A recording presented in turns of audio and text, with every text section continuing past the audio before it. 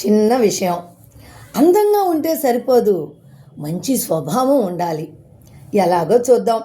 ఒక ఊరిలో ఒక చోట ఒక రాగి బిందె, ఒక మట్టి కుండ పక్క పక్కనే ఉండేవి. రాగి బిందె ఎర్రగాను తళతళలాడుతూ బాగుండేది.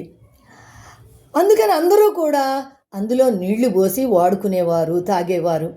రాగి బిందెకి గర్వంతో, ఈ మట్టి కుండను చూసి నువ్వు నల్లగా ఉంటావు, అందుకనే నీ దగ్గరకు ఎవరు రారు అని ఎద్దేవా చేస్తూ ఎగతాళిగా మాట్లాడేది.